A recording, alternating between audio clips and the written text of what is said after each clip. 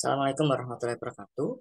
Baiklah, kita kembali ke Python dasar ya. Kita melanjutkan yang kemarin yaitu instalasi Python di Ubuntu 22.04 LTS. Hari ini kita mau belajar terkait dengan konsep pemrograman ya. Jadi apa itu program, kemudian mengapa harus memilih Python.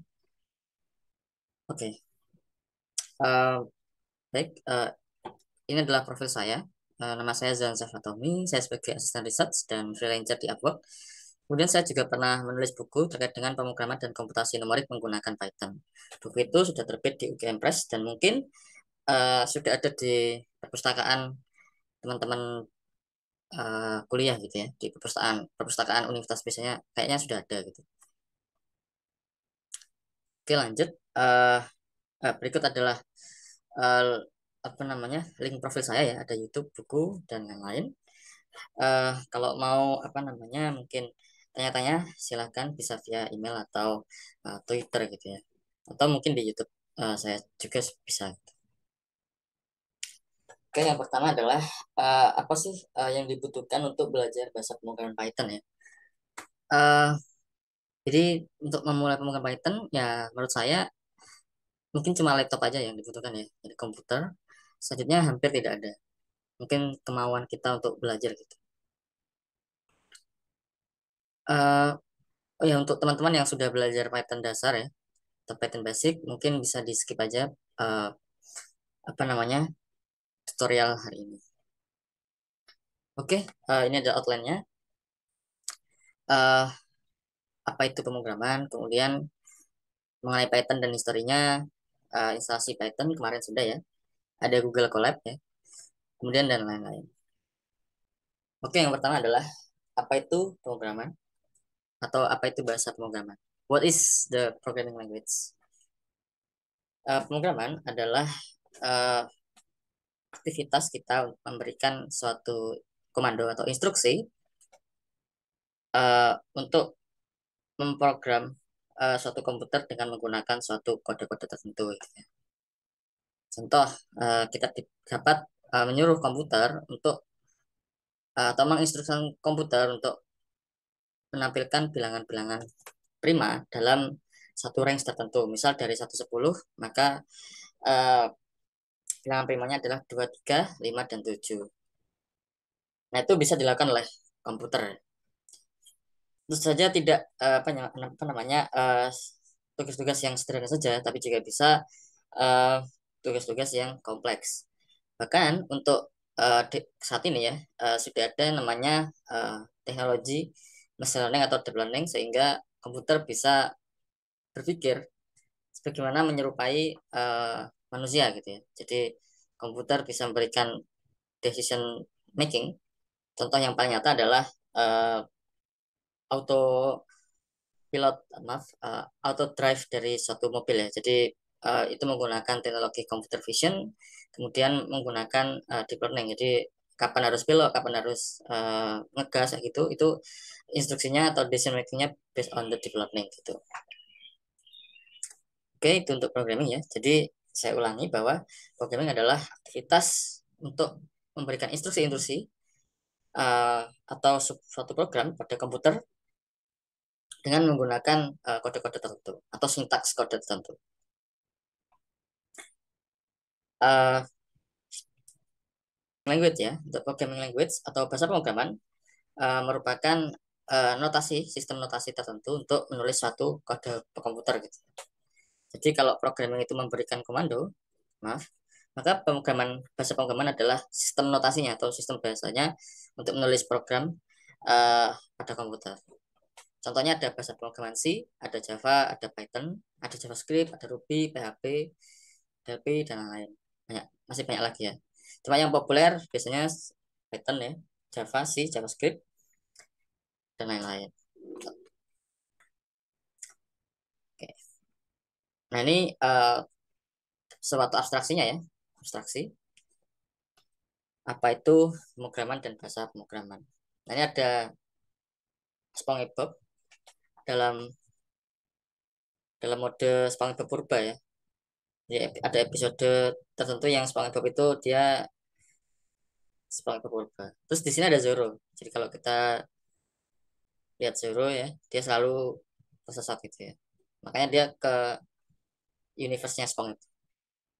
Oke, jadi di sini ceritanya apa namanya, Zoro tanya pada SpongeBob gimana Patrick gitu ya. Terus SpongeBob jawab Tobang ke kiri 10100 dan bla bla bla bla gitu. Nah di sini kan nggak nyambung ya. Zoro sebagai di sini Zoro sebagai manusia dan SpongeBob sebagai komputer. Jadi komputer tidak bisa mengerti bahasa manusia. Begitu juga dengan manusia tidak mengerti bahasa komputer. Karena manusia berbahasa menggunakan bahasa manusia gitu ya. Jadi kayak bahasa Inggris, bahasa Indonesia, bahasa Jawa, bahasa Sunda.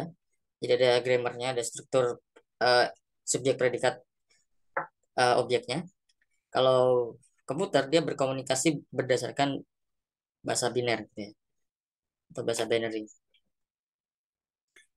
Nah, disinilah letak pemrograman atau bahasa pemrograman memiliki kontribusi ya.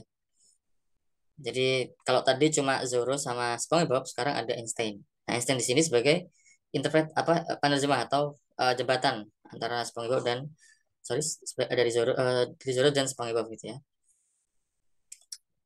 Oke, jadi di mana Patrick, kemudian Einstein bertanya pada SpongeBob, Tobonga Deska, bla bla bla. Terus si SpongeBob jawab, eh gara gere geri gitu.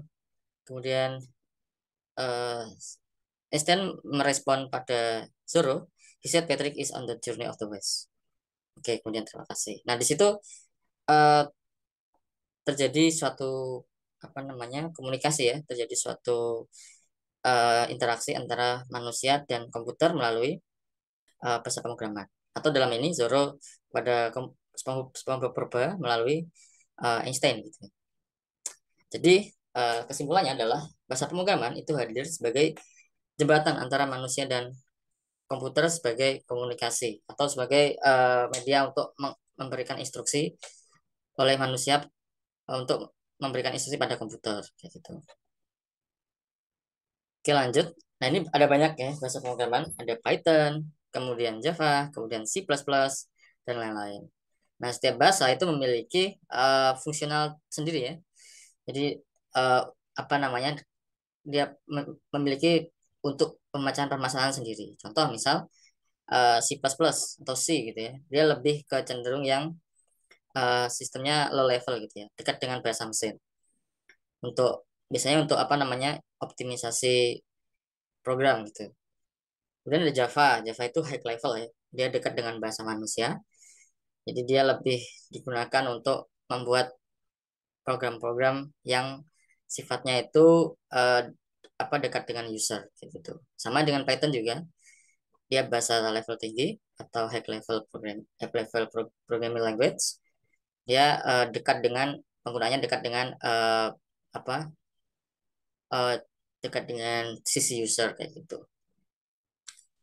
Nah, ini kenapa kok ada banyak ya? Nah, itu tergantung dari satu fungsionalitasnya, yang kedua adalah filosofinya ya. Jadi ada banyak apa namanya bahasa pemrograman yang diciptakan itu memiliki filosofi-filosofi yang berbeda kayak gitu. Jadi tujuannya berbeda gitu. Oke, sekarang kita fokus ke Python ya. Kita masuk ke bab tentang Python dan historinya. Oke, ini ada beberapa fakta menarik terkait Python. Yang pertama, Python dirilis oleh seorang Belanda ya, seorang eh, ilmuwan komputer dari Belanda, yaitu Guido van Rossum pada tahun 80-an, 1980-an. Nah, ini Python ini sangat populer ya di masa sekarang. Ada yang mengatakan bahwa semakin mengerti Python maka semakin banyak hal yang kita bisa gitu. Karena memang di abad sekarang Python is everywhere ya. Python is di mana-mana. Teman-teman kalau mau belajar scripting itu ada Python, belajar data science juga Python, belajar web development juga pakai Python, di mana-mana Python. Jadi disebut bahwa yaitu popular, widely used, interpreted, object oriented, ya berbasis objek. Kemudian high level programming dengan Dynamic Semantics. Ya, ini apa namanya? Dia bahasanya lebih dinamis gitu ya. Kalau teman-teman yang yang sudah nyoba Python itu ada sintak-sintak yang mungkin bisa disingkat-singkat kayak gitu. Nah, itu maksudnya dynamic semantics. Kemudian used for general purpose programming. Nah, ini banyak digunakan di berbagai bidang ya. Oke, ini adalah grafik kepopuleran dari beberapa bahasa pemrograman. Ada Python, C++, C Sharp, dan Java. Kalau kita lihat tahun 2016 itu ditempati oleh si warna hijau, yaitu Java. Ini populer karena dia menggunakan konsep OOP ya. Jadi powerful sekali OOP itu. Dia apa namanya membuat uh, apa namanya pemrograman itu lebih mudah dipahami gitu ya. Di berbasis objek.